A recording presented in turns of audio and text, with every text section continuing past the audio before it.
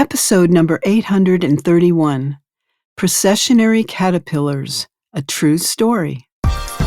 You're listening to the official BNI podcast with BNI founder and Chief Visionary Officer, Dr. Ivan Misner. Stay tuned for networking and referral marketing tips from the man who's been called the father of modern networking, along with suggestions and insights into getting the most from your membership in the world's largest networking organization, BNI. Hello, everybody, and welcome back to the official BNI podcast.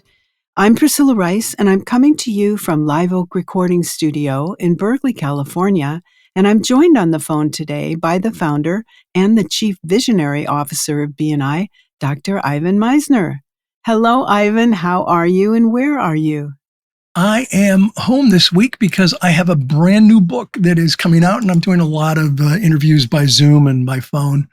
And we'll have a link for the book here. I love this book. It is called The Third Paradigm. The Third Paradigm subtitle is A Radical Shift to Greater Success. We'll include a link here.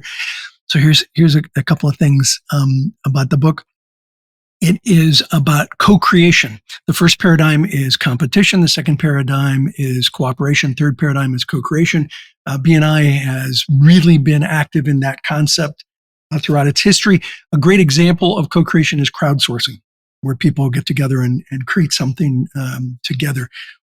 Again, what I love about this book, though, is that we've got a survey of 4,000 people, so we've got a lot of great examples.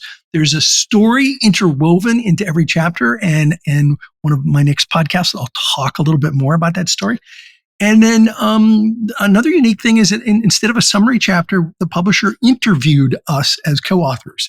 So BNI is heavily represented in this book, even though it's not about networking, it's heavily represented in this book.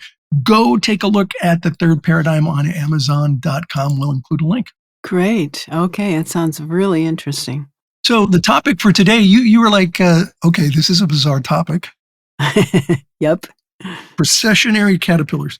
And it is a true story. And, I started thinking about this because I used to tell this story all the time, 35, 36 years ago. And I don't know why, but it just kind of, dropped out of my repertoire of storytelling.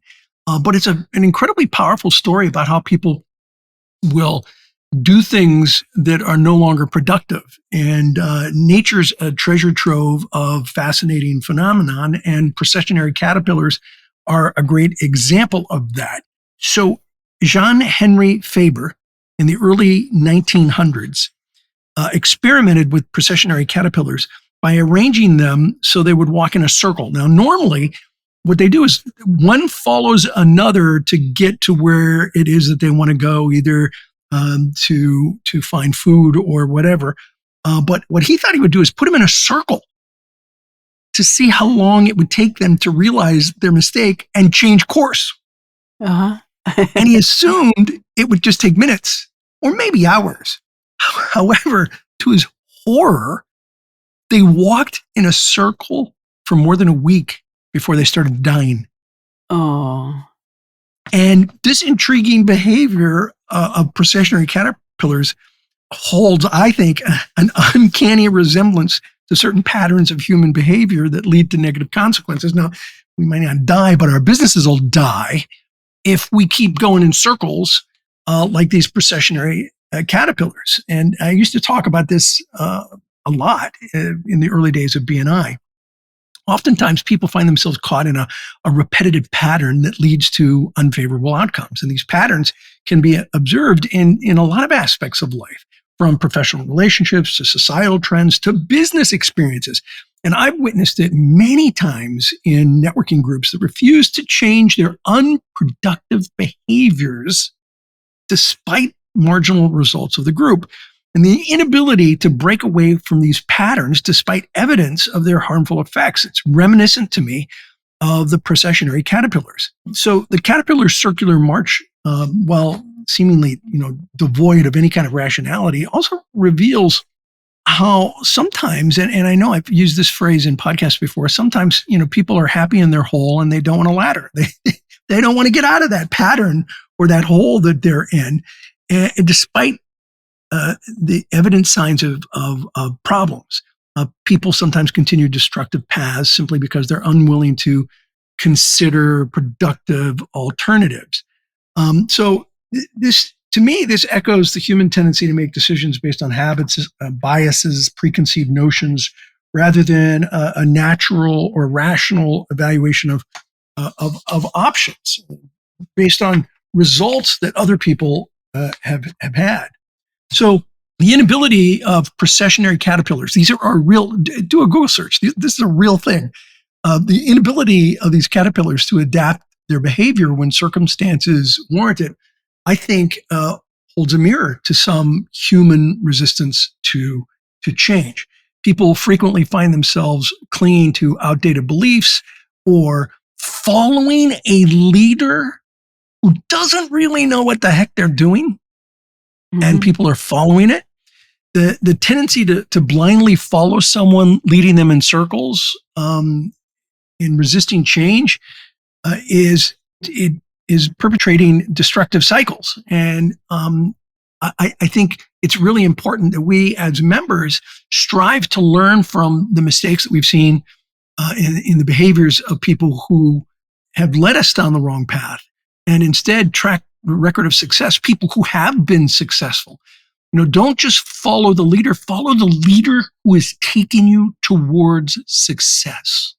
We have in BNI at this moment, over 11,000 chapters worldwide. Wow. That's a lot. And what I see people do is they change stuff because they don't want to do the same thing every week. Even though it works, they don't want to do the same thing every week. So here's a suggestion. Before you start changing anything, count out loud to 11,000 and recognize that we've had some success with our system. 11,000 groups is a lot of groups. Everybody can't be wrong. And what I do see happen is that, people sometimes, this may not be you, I may not be talking to you, but I'm probably talking to a number of people in chapters around the world. Sometimes people, like water, seek the path of least resistance. They want to do what's easiest. But what's easiest is not what's best all the time. As a matter of fact, rarely is it best. And so I tell members, why accept mediocrity when excellence is an option? Excellence is an option. Don't get caught just going in circles in unproductive behaviors. Instead, get into a groove of productive behaviors that makes a lot of sense for the success of your business. That's what I want. I want business people worldwide to have incredible success in this organization.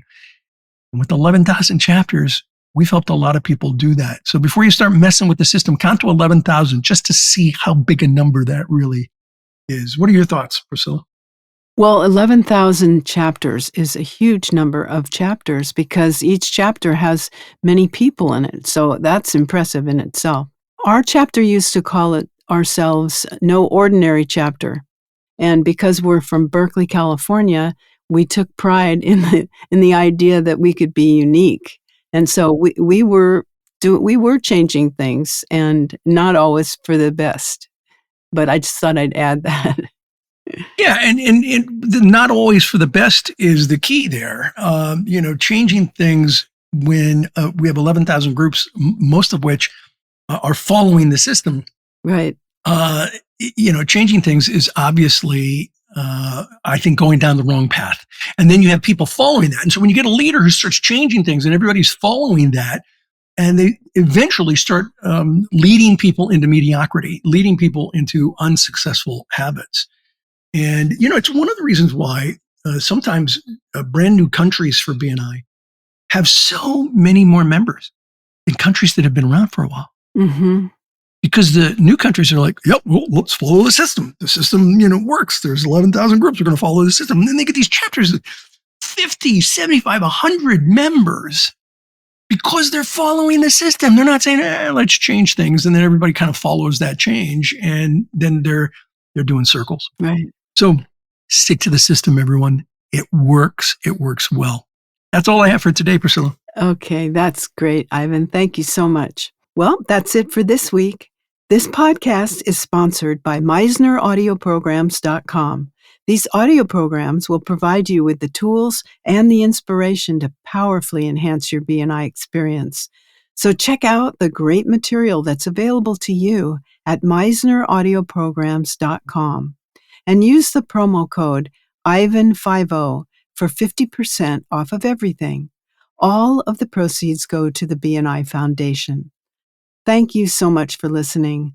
This is Priscilla Rice, and we look forward to having you join us again next week for another exciting episode of the official BNI podcast.